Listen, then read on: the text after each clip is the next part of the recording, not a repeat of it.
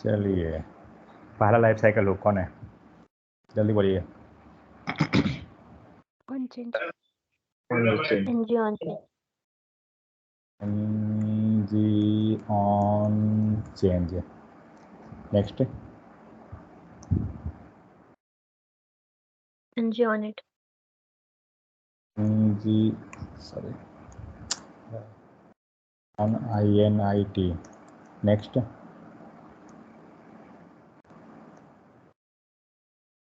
NG do check. Next. NG बता after दिए तो content in it. After content. इसके बाद NG after content check. NG after content change check.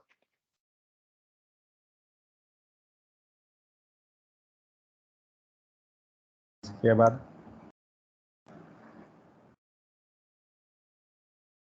NG after view it.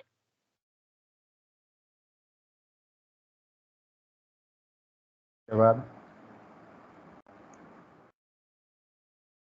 NG after view check. इसके बाद NG on destroy. Okay.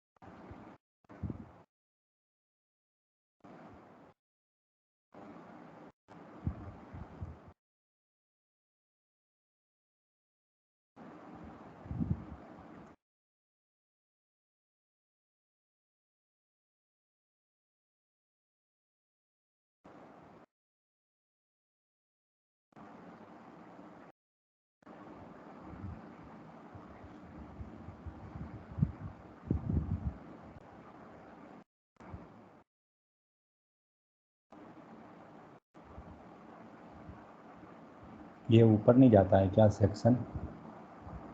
किसी तरह से ये ऊपर होता था ना। लेयर क्या है?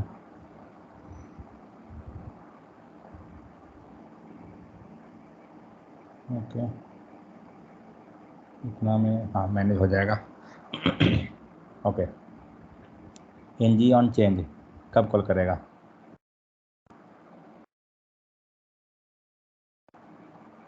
एनजी ऑन चेंज कब एग्जीक्यूट करेगा?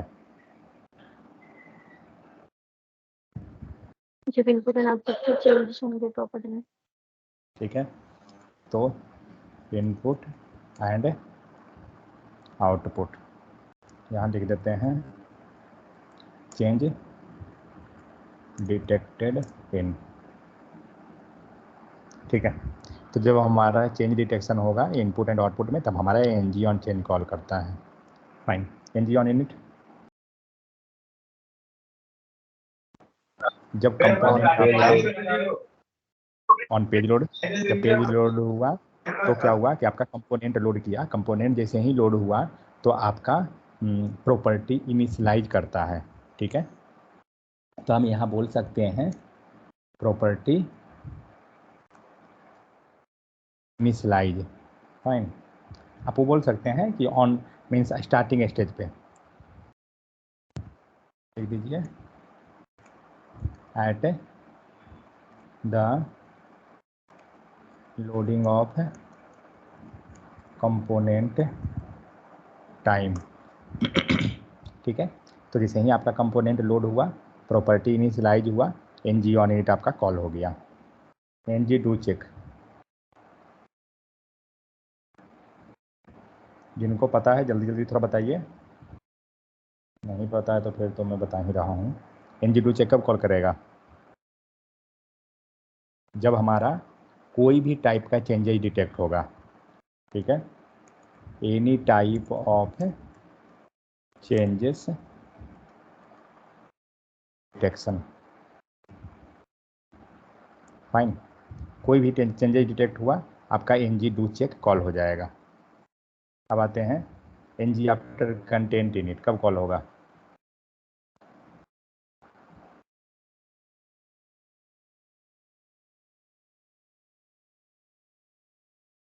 जब आपका ng कंटेंट क्या होता है, इनिशियलाइज करेगा। मीन्स यहाँ लिखेंगे आफ्टर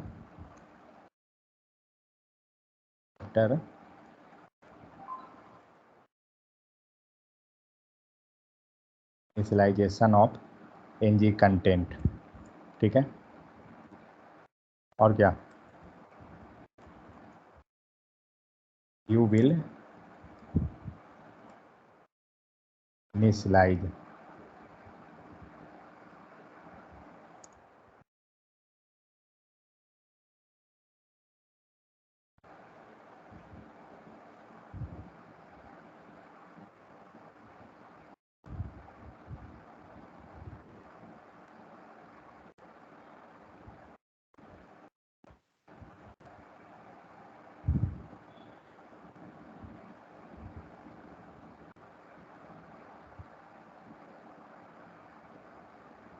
ठीक है।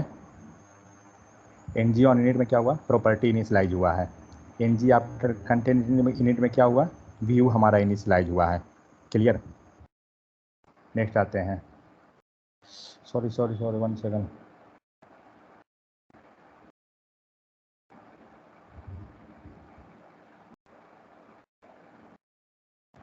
जब हमारा ng कंटेंट जब यूज किए तो कंटेंट हमारा प्रोजेक्ट हुआ, हाँ सही है, सही है ना या गलत हो गया?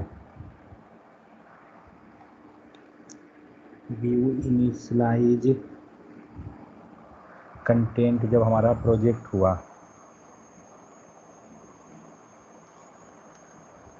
एक सेकंड रुको,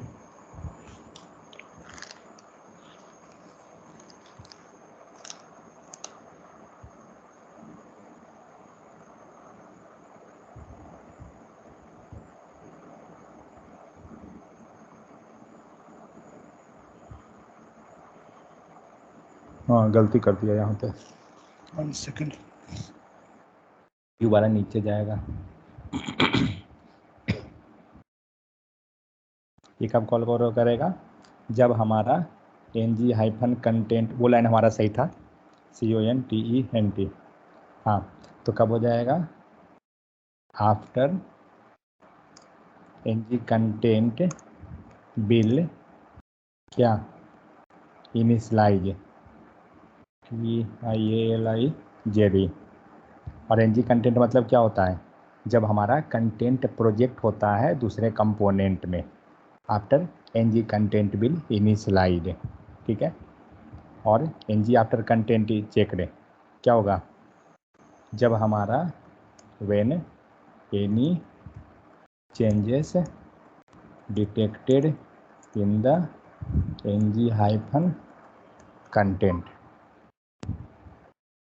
जब हमारा ng हाइफन कंटेंट में कोई चेंजेस डिटेक्ट होगा तब आपका ng after content checked call होगा। अब आते हैं व्यू का, यहाँ पे है ng आफ्टर व्यू इनिट क्या हो जाएगा, तो इट विल ऑल आफ्टर, देखिए वर्ड को ब्रेक कीजिए, ng आफ्टर व्यू इनिट मतलब व्यू इनिशियलाइजेशन के बाद ये कॉल हुआ, आफ्टर है, it will call after view get initialise, ठीक है। तो यहाँ पे क्या हुआ, यहाँ पे आपका व्यू इनिशियलाइज हो रहा है, बल्कि ng ऑन कंटेंट में, हाँ, जबकि यहाँ लिख लेते हैं ng कौन सा, इनिट, ये on init will initialise property only. समझ में आया ये दोनों में difference?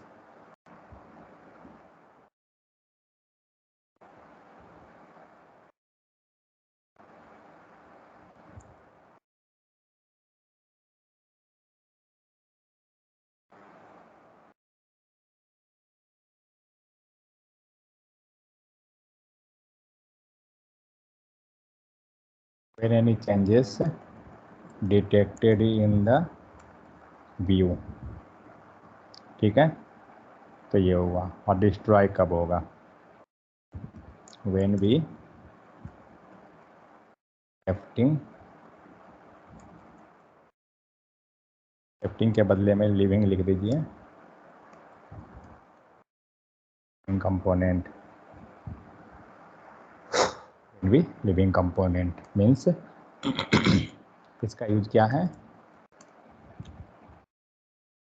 In this we can stop any method equation। Clear? अब देखिए हम लोग थोड़ा थोड़ा ऊपर चलते हैं। यहाँ पे क्या हुआ? प्रॉपर्टी इनिशियलाइज हुआ और यहाँ पे क्या हुआ? व्यू इनिशियलाइज हुआ। दोनों में डिफरेंस दिख रहा है? क्या किया ऊपर में? एनजी ऑन इनिट में हमारा प्रॉपर्टी इनिशियलाइज होता है। प्रॉपर्टी का मतलब क्या होता है? जो हम टीएस पेज पे जो लिखते हैं, लॉजिक मेथड लिखे हैं या कुछ भी लिखे हैं, तो उसने प्रॉपर्टी को इनिशियलाइज करवाया है हमारा।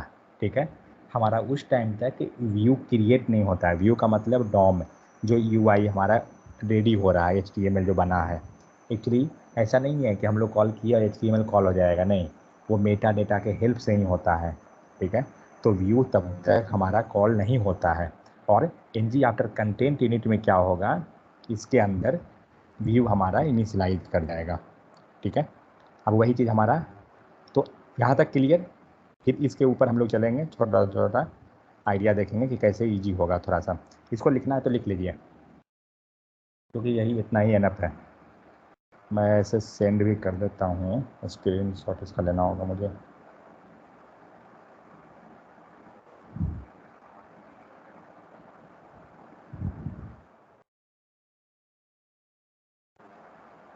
क्या हो गया?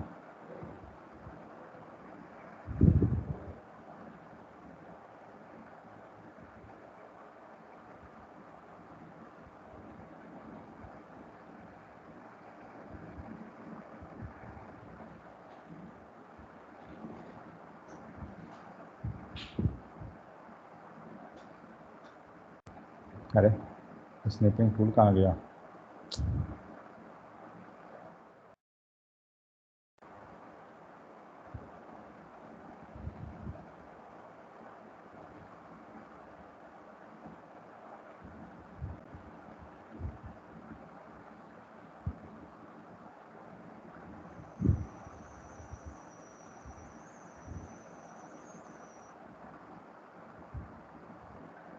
ये एक एक लाइन इतना याद रखिएगा ना, इंटरव्यू में बेरा पार।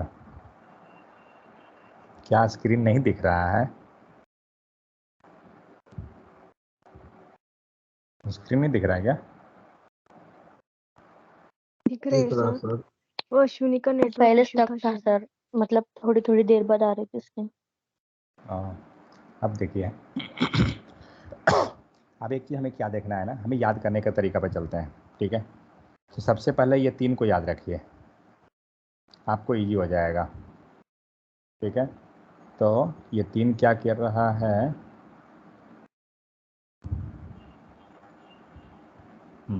ये 3 क्या किया? तो सबसे पहले एनजी ऑन चेंज करवाए हम, उसके बाद एनजी ऑन इनिट हुआ। ठीक है, उसके बाद एनजी डू चेक हुआ। फाइन, ये 3 हो गया।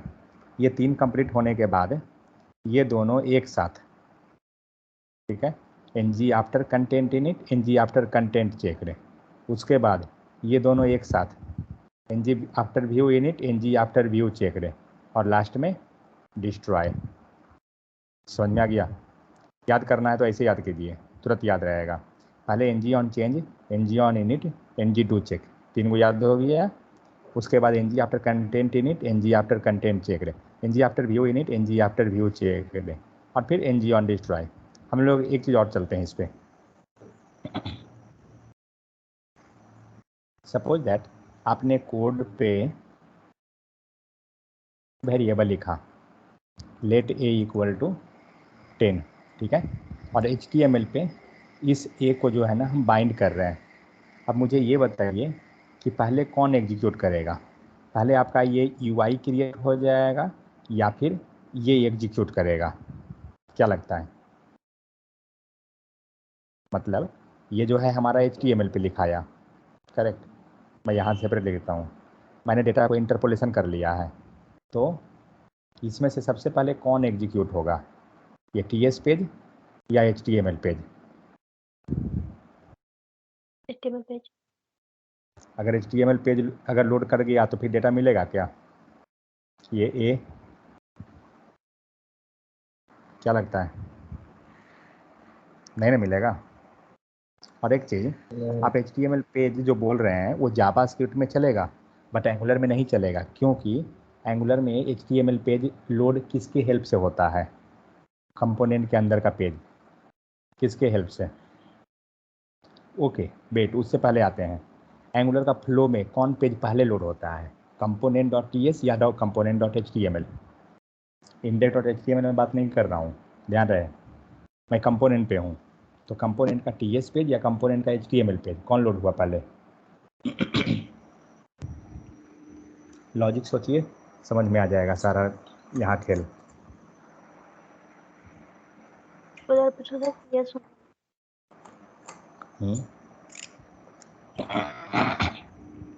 TS पे जो रन से TS पेज होगा। चलिए एक बार श्योर हो जाते हैं कि TS पेज होगा या नहीं होगा। तो सबसे पहला पेज कौन? main.ts, सॉरी, सबसे पहले index.html लोड होगा, करेक्ट। index.html लोड हुआ, आपको मैं दिखाता हूँ लोड करा के। जस्ट वेट, प्रोजेक्ट ऑन करने दीजिए मुझे। कहाँ है? ओ, टर्मिनल ओपन करना है। उठ,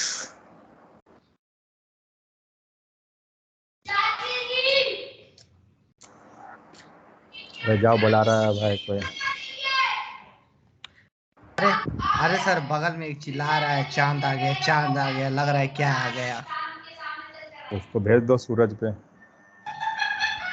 अपनी मम्मी को बुला रहा है, 4 मंजिल से चढ़ के ऊपर नीचे, चांद आ गया। ऊपर जाकर ढकेल दो ना, 2 को बन जाएगा चांदू। सर आप पानी पिला के आ गए? पानी पिला के मतलब क्या चाहिए? पानी किसको रात में पिलाते हैं भाई?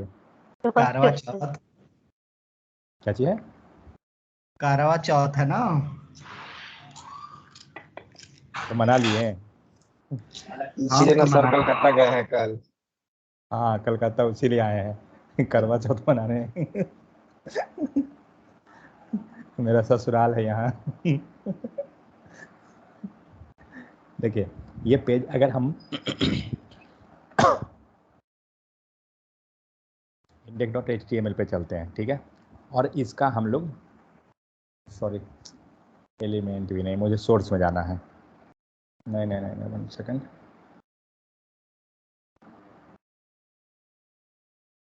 ओ अरे भाई तू अलर्ट, रुक जा।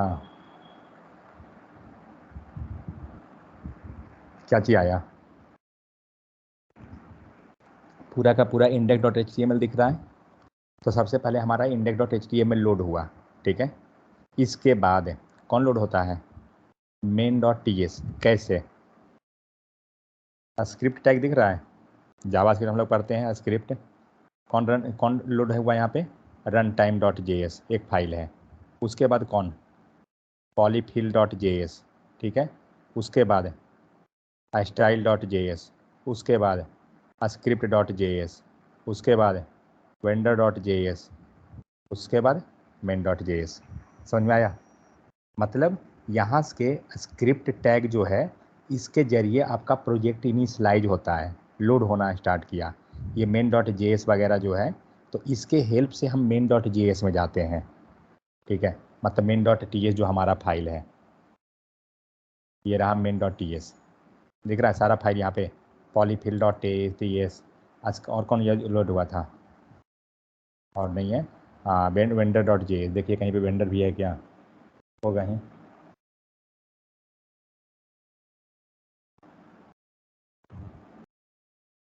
angular.json package log package vendor यहाँ नहीं दिख रहा मुझे, कहीं पे होगा ही। Main data favicon,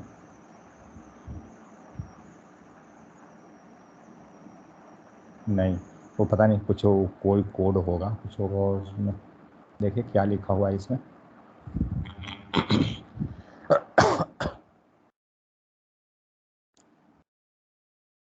GitHub reference black style कहीं पे होगा, हटाइए, उतना झंझट नहीं है। तो यहाँ से क्या हुआ, हमें सर्च होता है सारा कौन कौन फाइल हमें लोड करवाना है, ठीक है। तो ये रहा हमारा main.js, मतलब यहाँ से हमें main.js फाइल जो है वो लोड होता है। तो अब हम चलते हैं main.ts में। main.ts से कौन हुआ, अब यहाँ से आपका लिंक स्टार्ट होना स्टार्ट हो जाएगा। मतलब सबसे पहले जब हम ब्राउज किए हैं अपने पेज को तो हमारा index.html लोड हुआ, उसके सोर्स में क्या हो रहा है, सारा JS फाइल का यहाँ रेफरेंस है, ठीक है। और ये सारा JS फाइल जो है आपको लोड करवाएगा धीरे धीरे। मीन्स सबसे पहले हमारा main.ts जो है लोड हो गया। main.ts में क्या मिला, बूटस्ट्रैप मॉड्यूल। चलते हैं बूटस्ट्रैप में, आ गए बूटस्ट्रैप पे। बूटस्ट्रैप में क्या करेगा, कंपोनेंट में आएगा, ऐप कंपोनेंट लोड हुआ। अब बताइए ऐप कंपोनेंट में पहले HTML लोड होगा या पहले ये TS लोड होगा? समझ में आ गया ना, क्या लोड होगा, पहले TS, क्योंकि TS जब लोड हुआ है तो TS के अंदर HTML का सारा यहाँ पे है। समझ में आ गया? अब ये जब पहले TS लोड करेगा, TS लोड होने के बाद ये HTML को लोड करवाएगा। इट मीन्स क्या हुआ, पूरा जो यहाँ प्रॉपर्टी है, मेथड है, जो भी लिखे हैं सब आपका कॉल हो गया। जब कॉल हुआ, सपोज ng-on-int के अंदर आप कोई डेटा लिख रहे हैं तो ये कॉल करेगा, उसके बाद आपका ये HTML को लोड करवा देगा, ठीक है। तो अब मेरे पास दो टर्म आया,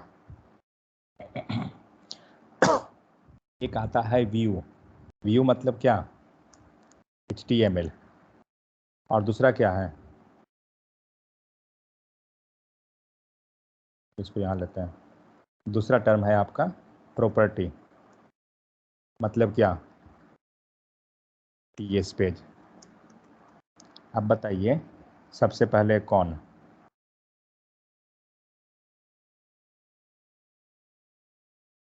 समझ में आ गया? तो सबसे पहले आपका कौन लोड हुआ, TS पेज या HTML? TS पेज लोड हुआ। तो सबसे पहले हमारा TS पेज लोड हुआ। TS पेज को क्या बोल रहे हैं,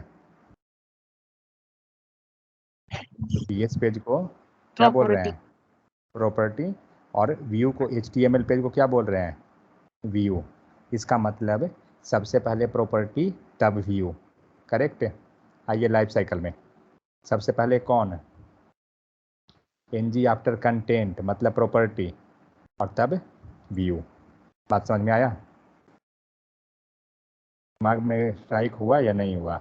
तो ये जो है वो क्या है, ng आफ्टर कंटेंट इनिट, क्या चीज़ को किया, प्रॉपर्टी को किया, ठीक है। तो हम सबसे पहले प्रॉपर्टी को इनिशियलाइज करवाए हैं, मतलब ये दोनों सेक्शन, ठीक है, एक साथ बंच, इसलिए मैं बनाया हूँ दोनों का बंडल। तो ये पहले ये जाएगा, मतलब प्रॉपर्टी पहले इनिशियलाइज हुआ तब आपका व्यू का काम हो रहा है। समझ में आ गया? तो लाइफ साइकिल लूप फिर से देखते हैं क्या है। तो सबसे पहले ng-on चेंज डिटेक्शन हो गया, मतलब ये इनपुट एंड आउटपुट में तब जाके ये कॉल किया। तो ng-on चेंज, ng-on-init प्रॉपर्टी को हमारा एग्जीक्यूशन हो गया, ठीक है। ng-do चेक, हमारा कोई भी चेंजेस डिटेक्ट हुआ, कॉल कर गया, फाइन। नेक्स्ट आते हैं प्रॉपर्टी, और तब आते हैं व्यू, क्लियर। और उसके बाद लास्ट में डिस्ट्रॉय। यहाँ तक कोई डाउट है तो बताइए। इसके बाद हम लोग अब ब्रेक करेंगे दूसरा वाला को। तो ये तो हम समझ गए कि दोनों हो गया ये काम। लिखना है तो आप लिख सकते हैं अगर आपको कुछ लग रहा है वैसा, तो जो भी, ठीक है। ये हुआ। अब आते हैं दूसरा कंडीशन पे इसका। तो सबसे पहले मान लीजिए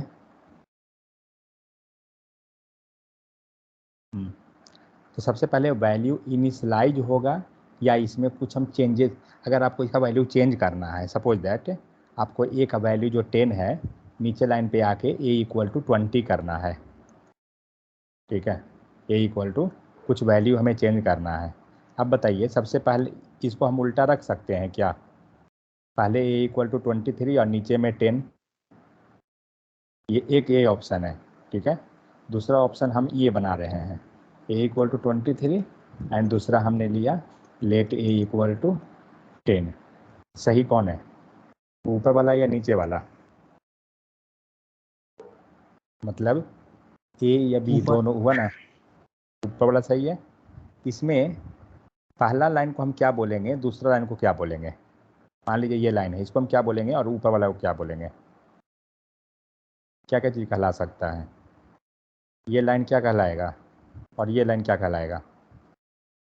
सपोज अगर हम ये लिख रहे हैं तो अगर हम ऊपर वाला पे चलते हैं तो ये लाइन क्या कहलाएगा और ये लाइन क्या कहलाएगा? दिमाग लगाइए। चलिए सेकंड लाइन छोड़ते हैं, फर्स्ट लाइन को हम क्या बोलेंगे? जावास्क्रिप्ट में क्या पढ़ते हैं उसको? यस सर, वो तो वैल्यू लिया variable let a equal to 10। उसको क्या बोलते हैं टेक्निकल टर्म में? इनिशियलाइजेशन। इनिशियलाइजेशन बोलते हैं ना, एंड डिक्लेरेशन, ठीक है। तो डिक्लेरेशन हम हटा देते हैं, हम इनिशियलाइजेशन बोल सकते हैं ना पहला लाइन को, ठीक है। तो हमारा अब है, म्यूट करो मेरा कान फट जाएगा यार, ठीक है।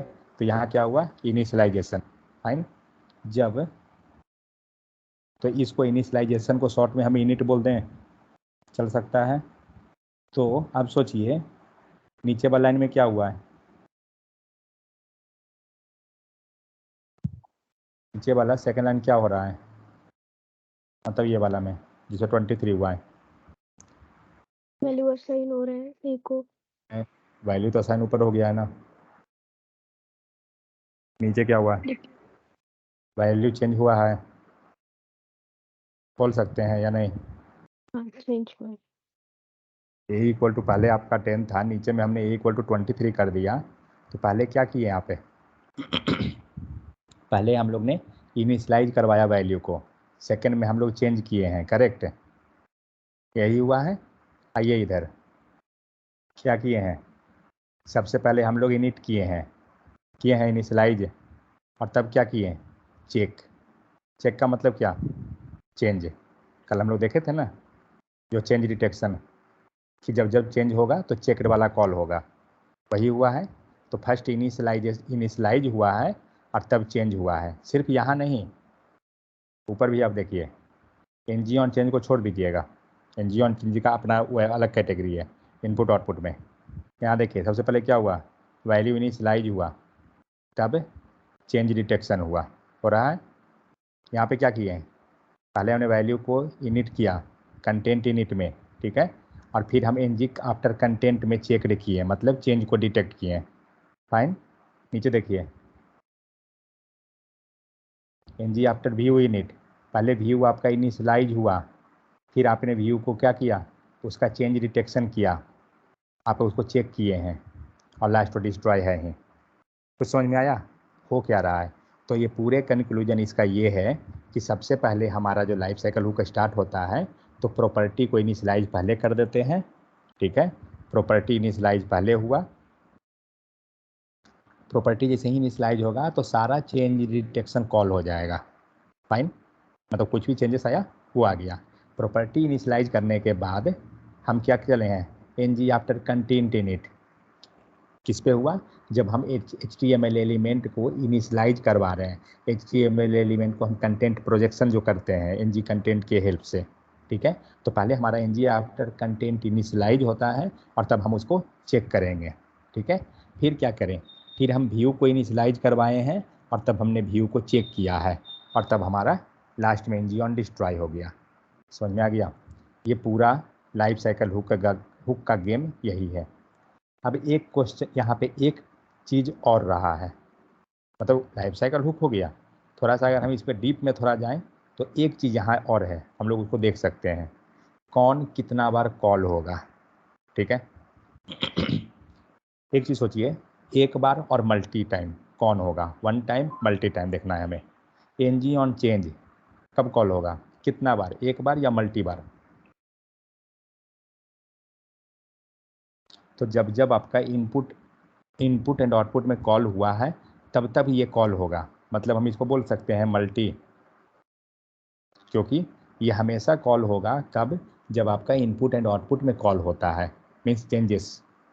चलिए इसको हम एक्सेप्शन में रखते हैं क्योंकि इसका अलग प्रॉपर्टी है। आते हैं सेकंड नंबर से, ng ऑन इनिट कितना बार? जल्दी सोचिए। सिर्फ एक बार। कंपोनेंट लोड हुआ, कॉल हुआ, ख़त्म कहानी, उसके बाद कोई मतलब ही नहीं है। प्रोजेक्ट रन हो रहा है ना, मैं दिखाता हूँ।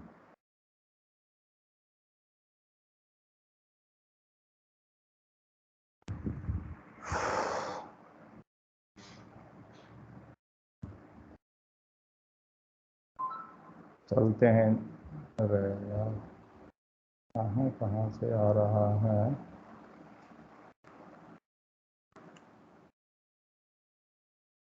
देखिए कौन कौन कॉल हुआ। ng ऑन इनिट कितना बार? सिर्फ एक बार, जबकि ng टू चेक बार बार कॉल हो रहा है, दिख रहा है। और भी कुछ है। एक्चुअली हम लोग इसका किए हुए हैं राउटिंग, अगर हम लोग चेंज करेंगे ना तो हमें दिख जाएगा। ये काम करता हूँ मैं, चेंज कर देता हूँ राउटिंग, तो हम देख सकते हैं उसको।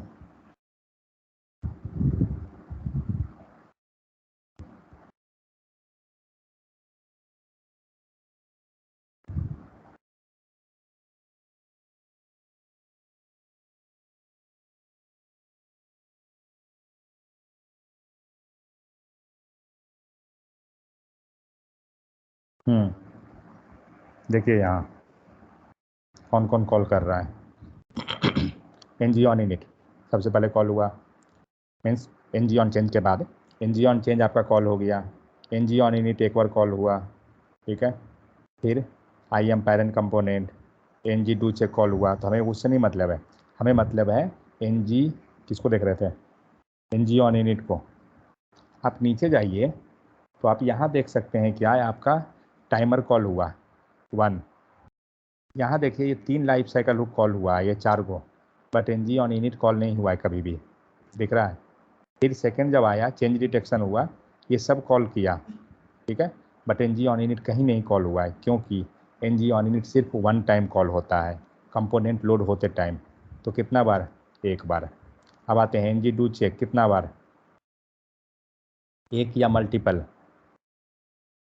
तो एक चीज़ ध्यान रखिए, चेंज Multiple डिटेक्शन आया, जिसमें भी चेंज आया मतलब वो हमेशा कॉल हो जाएगा, जैसे ही चेंज आएगा कॉल कर जाएगा, तो ये आ जाएगा मल्टीपल टाइम।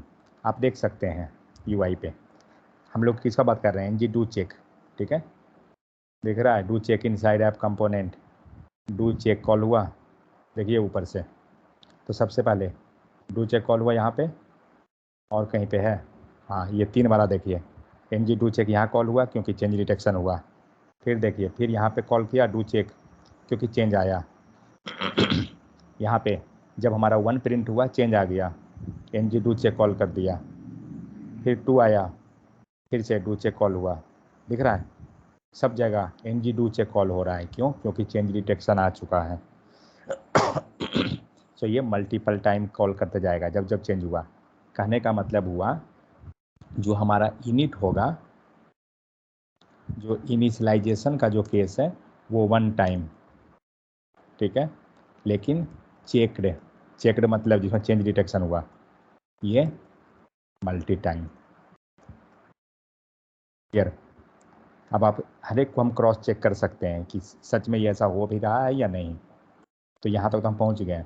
आते हैं जी आफ्टर कंटेंट इनिट, देखते हैं इनिट है मतलब एक बार होना चाहिए। देखते हैं कितना नंबर है, 4 नंबर। 4 नंबर कहाँ कहाँ कॉल हुआ है, 4 नंबर कॉल हुआ N G after content init.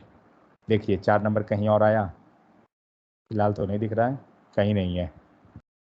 ये 4 हमारा डेटा आया है, 4 नंबर कहीं नहीं कॉल हुआ N G after content init, क्योंकि हम क्या बता रहे हैं, इनिट सिर्फ एक बार, क्योंकि डेटा को क्या किया, इनिशियलाइज किया है। समझ में आ गया। तो ये चीज़ है, तो ये 1 टाइम। फिर से चेकड कितना बार, मल्टीपल टाइम। ठीक है, नंबर कितना 5। देखिए 5 number N G after content checked, change आया कॉल हो गया। 5 नंबर फिर मिलाइए, N G after content checked, change आया कॉल हुआ। फिर देखिए N G after content checked call हुआ, N G after content checked, कुछ दिख रहा है, सब जगह कॉल हो रहा है बारी बारी से बार बार। तो ये कितना बार हुआ, मल्टीपल टाइम हुआ। अब आते हैं अगला, N G after view init, कितना बार, सिर्फ एक बार, क्योंकि इनिशियलाइज हो रहा है। हाँ सिर्फ ये इनिशियलाइज हुआ, एक बार आएगा। आप मिलाइए, चलिए ऊपर सबसे ऊपर कितना नंबर है, 6 नंबर। देखिए N G after view init, सिर्फ एक बार N G after view init, अब कहीं नहीं मिलेगा, 6 नंबर कहीं नहीं है। ठीक है, क्योंकि इनिशियलाइजेशन हुआ, एक बार ही कॉल करेगा। अब आते हैं चेकड, कितना बार, मल्टीपल टाइम, क्योंकि चेंज डिटेक्शन जैसे ही होगा कॉल कर जाएगा। मिलाइए कितना नंबर है, 7 number N G after content checked. देखिए N G after content, sorry N G after view checked.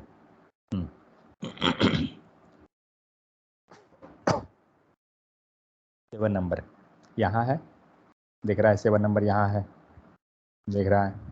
ये सब क्यों कॉल हुआ, क्योंकि यहाँ पे हमारा टाइमर चल रहा है, 1 2 3, जैसे ही चेंज आया कॉल कर जाएगा।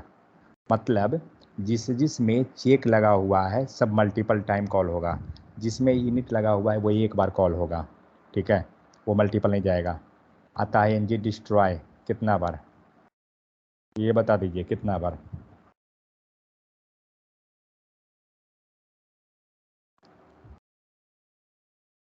ये मिलेगा ही नहीं, इसमें एन जी डिस्ट्रॉय कहीं है ही नहीं होगा।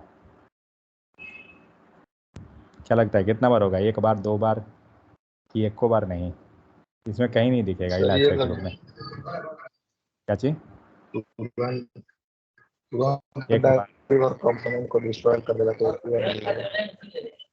वो एन जी ऑन डिस्ट्रॉय जो है सिर्फ एक बार जब कंपोनेंट हमारा डिस्ट्रॉय करेगा। अभी आपका यहाँ पे नहीं दिखाना, कहीं डिलीट कीजिए इसको। अरे भाई तुम पहले ही चला देते हो, वो टाइमर चालू है ना। ठीक है, जाते हैं सर्विस पे। वो तुरंत कॉल होगा ना सर। हाँ वही सर्विस पे हम आए, यहाँ देखिए जैसे ही ये 5 था ना, N G do check call हुआ था, N G do check call हुआ था, N G after content check call हुआ, एन जी आफ्टर व्यू, और यहाँ देखिए line number 8 N G on destroy. जैसे ही एन जी ऑन डिस्ट्रॉय आया सबको बंद कर दिया मेथड को, क्योंकि सिर्फ एक ही बार ये कॉल होगा, और जिस समय ये कॉल हुआ कंपोनेंट को आपका डिस्ट्रॉय कर दिया। समझ में आ गया। तो ये एक बार, तो यही है जब आप इंटरव्यू देते हैं आप उसको हर एक चीज़ बता दीजिए कि क्या क्या हो रहा है। सबसे सिंपल टेक्निक में है लिखा हुआ पूरा, कितना बार कॉल हो रहा है ये याद रखिए। तो इनिशियलाइजेशन एंड चेक, कितना बार कॉल हुआ यहाँ मैंने लिख दिया है। ठीक है, यहाँ पे ये सब चीज़ को अच्छे से अपना नोट में बना लीजिएगा, जो भी चीज़ है मैं स्क्रीनशॉट शेयर कर देता हूँ।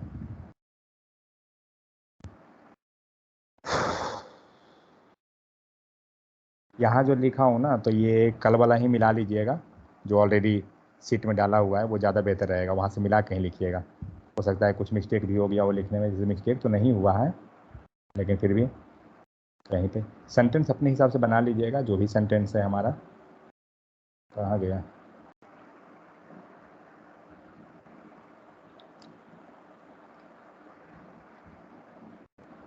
देखिए आपको एंगुलर में कुछ आए चाहे मत आए, लाइफ साइकिल हुक सही से आना चाहिए। एक एक चीज़ कि कब कौन कॉल करेगा।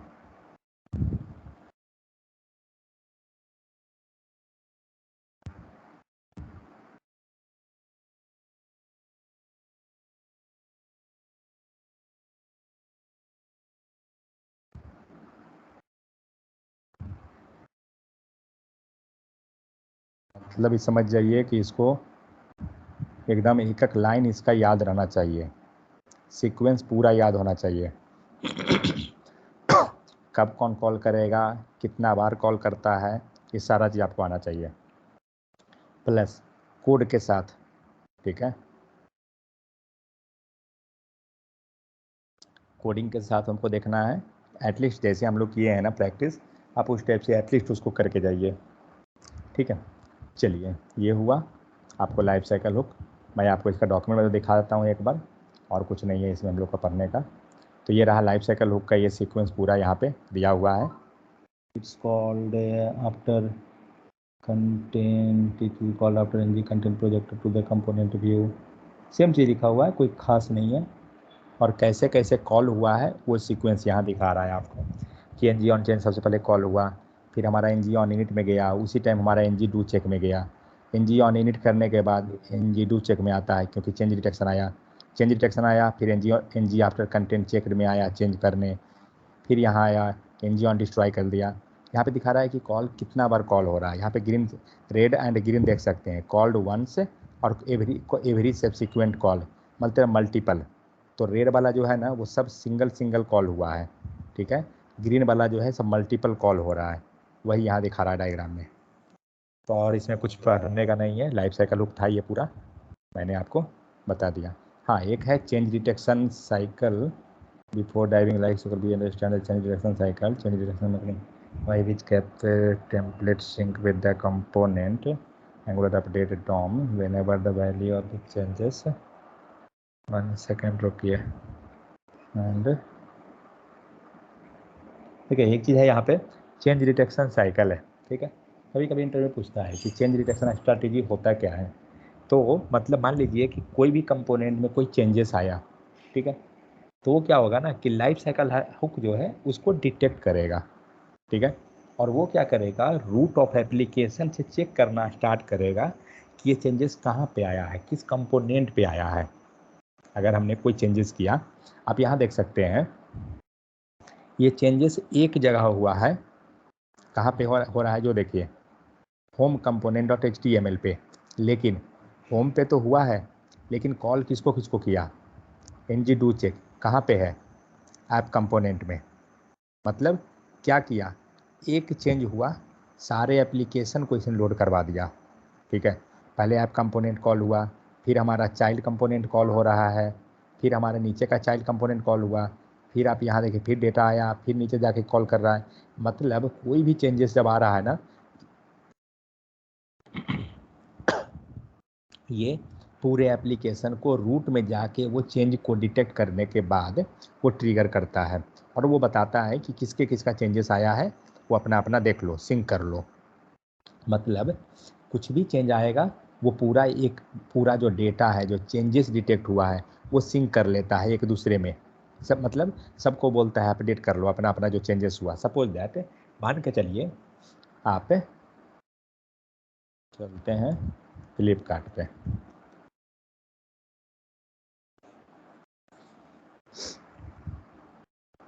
मान के चलिए यहाँ से आप कोई परचेज किए,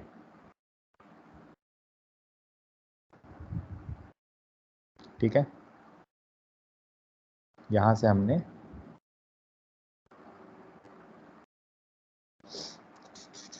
ऐड टू कार्ट किया। अब बताइए क्या हुआ बिहाइंड द सीन। आपने ऐड टू कार्ट किया,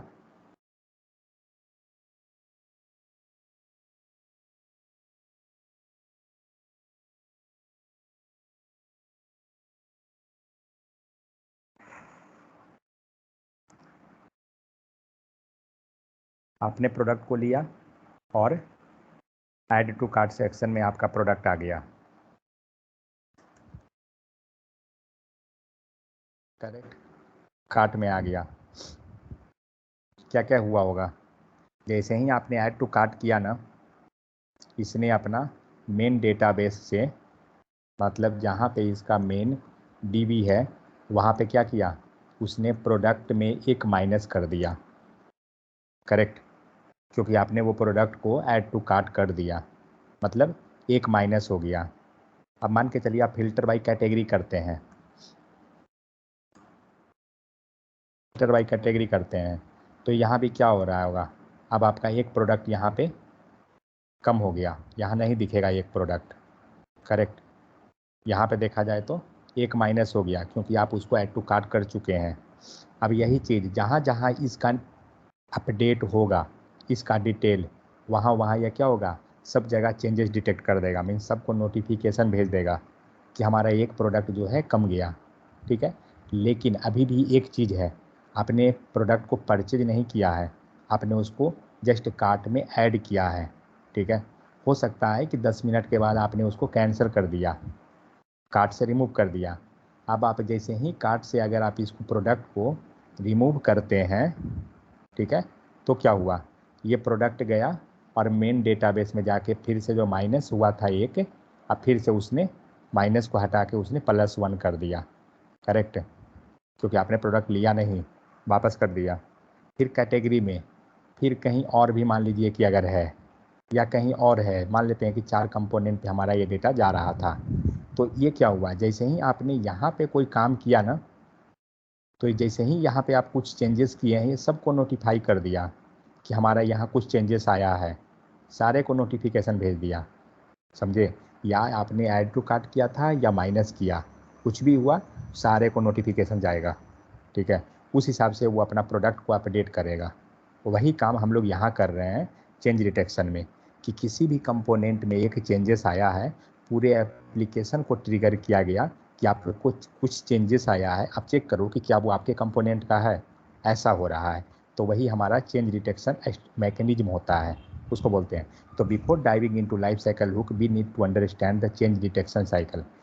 तो क्या होता है, change detection cycle is the mechanism by which Angular keeps the template in sync with the component.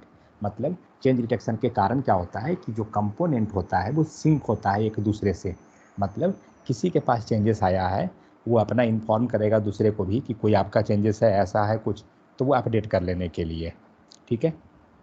तो वो हुआ, तो जैसे ही अगर कोई चेंजेस आया, Angular update the DOM whenever the value of the name changes. जैसे ही वैल्यू कुछ भी चेंजेस होगा, मतलब नेम का नहीं, यहाँ पे तो एक लिखा हुआ है ना नेम, बट वो नहीं, कुछ भी चेंजेस डॉम में होगा वो क्या करेगा, सबको अपडेट करके सबको चेंज करा के अपडेट करवा देगा। And it does it instantly, और इसको करने में कोई टाइम नहीं लगेगा, विद इन सेकेंड सबको ट्रिगर कर देगा वो। आप देख सकते हो यहाँ एप्लीकेशन में ही हम लोग का क्या हो रहा है।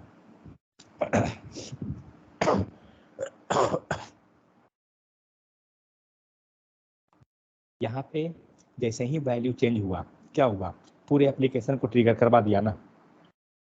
आप देख सकते हैं पहला जो कंपोनेंट लोड हुआ कौन, NG ऐप है, मीन्स ऐप कंपोनेंट, उसके बाद सारा नीचे का लोड हो गया, फिर से वैल्यू चेंज हुआ, फिर नीचे का कॉल कर दिया, मतलब पूरे एप्लीकेशन को विद इन सेकेंड वो कॉल कर रहा है।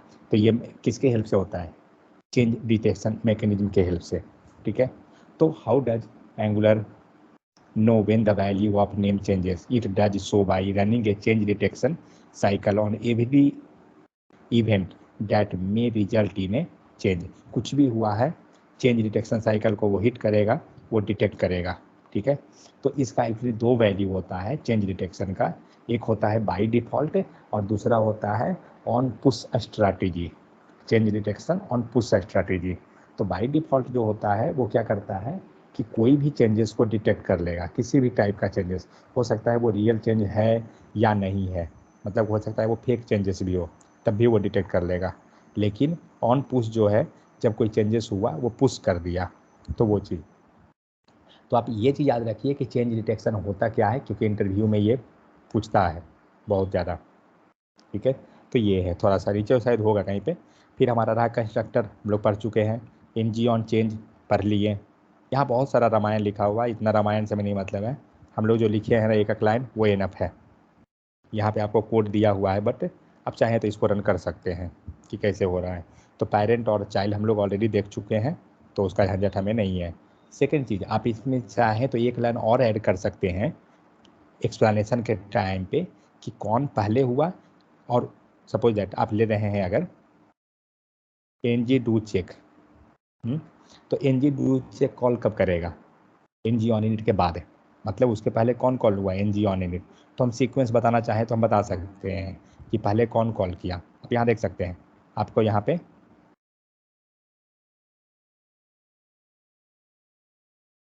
कहीं पे होगा सीक्वेंस लिखा हुआ।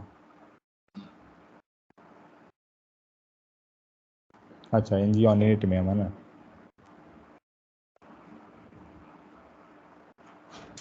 कहीं पे होगा, नहीं दिखा रहा है, मत देखिएगा तो मिलेगा। यहाँ पे एनजी ऑन इनिट का है कि जो क्या हो रहा है, 1D वंस, ठीक है। तो एनजी डू चेक हो गया, फिर आपको नीचे जाइए, एनजी आफ्टर कंटेंट इनिट हो गया, एनजी आफ्टर कंटेंट चेकड हो गया, व्यू हो गया, ठीक है, व्यू चेकड, बस एनजी ऑन डिस्ट्रॉय, और इसमें कुछ नहीं है, ठीक है। तो हम लोग ने पूरा लाइफ साइकिल लुक को अच्छे से कर लिया है। इसके साथ साथ हम लोग कुछ और टॉपिक किए थे, इनपुट आउटपुट हो गया, उसके बाद हम लोग ने किया, और कौन किया, एनजी कंटेंट किए, ठीक है। तो हम लोग का नंबर 27 तक का कंप्लीट हुआ है। कल मुझे याद दिलाइएगा, मैं एंगुलर मटेरियल कल करूँगा, नहीं तो फिर भूल गया तो आगे बढ़ जाऊँगा, इसलिए, ठीक है। क्योंकि हम लोग का ये पूरा कंप्लीट हो गया है, क्योंकि फॉर्म वगैरह हम लोग ऑलरेडी पहले कर चुके हैं। तो फॉर्म का वैलिडेशन, फॉर वैल्यू चेंज, इसे पे नहीं जाना है। आप इसको ऐड एंड रिमूव है यहाँ पे, तो इसको थोड़ा हम लोग देख लेंगे, कोई दिक्कत नहीं है। एनजी टेम्पलेट, फिर यहाँ के बाद जो भी चीज़ है वो सब आपको, सिर्फ एक बचा हुआ है सब्जेक्ट और बिहेवियरल सब्जेक्ट, उसके बाद जस्ट सब छोटा छोटा टॉपिक है, वैसा कोई झंझट वाला नहीं है। जो मेन था इतना ही। एक हमारा है लास्ट में इंटरसेप्टर, मतलब 2 टॉपिक हमारा मेन है। एक हमारा है सब्जेक्ट लाइन 40 नंबर कंटेंट और 42, ये 2। इतना करने के बाद